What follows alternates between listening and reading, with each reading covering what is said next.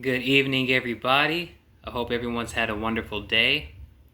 And I'm going to jump right in. Now, I've had a lot of people ask me about the forest fires and what I think about it.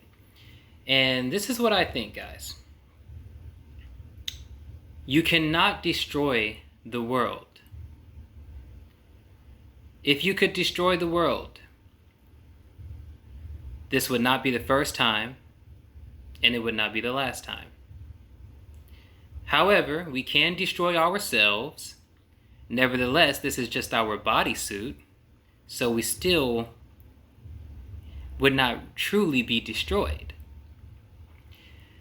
So therefore, whenever the world does seem to destroy itself or does seem to destroy massive amounts of people, the true tragedy is not that. The true tragedy is that we always have a chance to make this world a paradise, our concept of heaven, and we still haven't yet.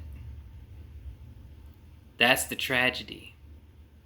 You see, and second of all, we cannot destroy Mother Earth, okay? Because first of all, Mother Earth is too wide, too massive, and we are just in a world, okay? So this particular place on the earth was filled with, I would say, a virus. And the people here could not understand unconditional love. They were very loveless. They were without enlightenment. And they did some things and created some things that could have completely damaged the fabrics of the universe that holds everything together. Therefore, this area was quarantined off. It was domed off. And star seeds and light workers, we are inserted here to help raise the conscious level of this world so that everyone can come back home. We can drop the dome. We can all be back together, one Earth. And I really don't want to get into all that because I'm not a flat earther. I'm not a round earther. In my opinion, what's the point of thinking that way? You know, like for example, if I say, oh, a natural event caused the forest to be on fire. Or someone says, oh, you know, it was shady people that were paid by the powers that be, let me just say it like that, to put this forest on fire. To me, that's the same thing. Either way, the forest is on fire, right? So does it really matter if it was a natural occurrence or if, to me, it's even a natural occurrence for someone to set it on fire? Or even if an accident happens that makes it to be on fire. Either way, certain frequencies were met that allowed that to take place in our reality. So instead of worrying about why it happened, how about understanding what the best response would be? And I can see that we still, me included, this is why this kind of stuff happens, to help get us up out of the boxes that we're in, both physically and mentally, so that we can reassert ourselves in positions of power and handle these monstrosities, get them back under control, restore the balance of this world, and then the whole illusion of time can be lifted and we can be back in cohesive harmony with the rest of Mother Earth.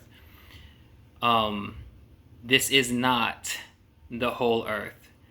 Our maps do not show it all. Just think about it. They say all the time, there's so much of the Earth that we haven't even discovered. There's so much of the oceans we haven't even discovered. There's certain lands that we can't even reach, we can't even get to. But I'm supposed to believe that everything on that globe is it. Okay, so in my opinion, it's obviously not it. But that's how I feel about the forest fires, guys. I'm not going to get into whether it's a conspiracy or whether it's actually a natural disaster. I think the biggest tragedy is that we can make this world paradise and we still haven't done that yet. Because we're constantly pointing fingers and trying to find something to blame or someone to blame, or maybe this is just the way it is, but we are gods. We are gods and goddesses. That means we have a huge responsibility. Yes, we can do whatever we want. Yes, we can just exist, right? I'm hoping that one day we will want to rise up to the occasion and finish what we came down here to do and make this world one again. Restore oneness to this world so that it will be on the vibrational frequency of all the other worlds that even exist here in the earth plane. If you keep going, if you just go outside and walk and just keep going and you don't run into any military that stops you and you don't run into anything, you're going to hit a transition point. Okay? We're supposed to be able to, just like we can go within and travel to different parallel universes, we're supposed to be able to go without and travel to a particular, how would I say it, earth plane. I guess I gotta call it an earth plane, where you can experience these other realities that come from within us in a dense and tangible manner. This is not the only plane where we can experience these particular ideas, thoughts, and concepts in a physical way.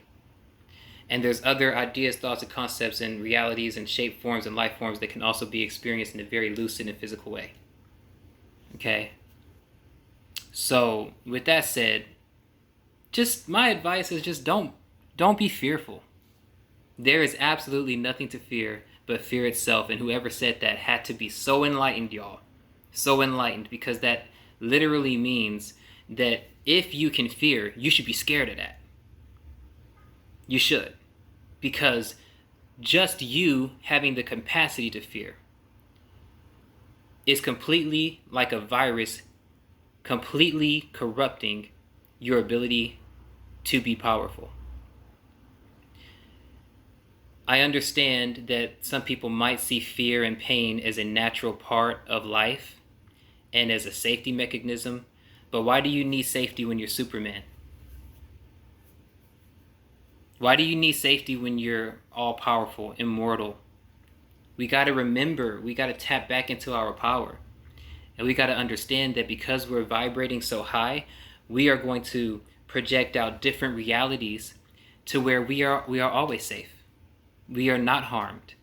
We don't just die. We don't die by disease. We leave this body when we want to. We lay it down or we take it up. Like, we have to get back to that mindset. We have to ask ourselves, why did people used to live hundreds and hundreds and hundreds and hundreds of years, and we're only living to 80 or 100 typically over here? You know? Why? There's a knowledge to everything. And the more we dive into that knowledge, the more we're going to realize that we have been bamboozled, guys. We've been straight up bamboozled. We've been hoodwinked. We've been really indoctrinated, programmed. Like, they've been screwing with us, guys. They've been screwing with us just to keep us in this box of reincarnation so they can have a slave race of souls and just chill and relax, and they keep us in fear, keep us thinking the earth is gonna disappear, you know, we're gonna destroy the earth. Meanwhile, it's still here. And we know it's been around for millions and millions of years, so if it was ever going to happen, it would have happened.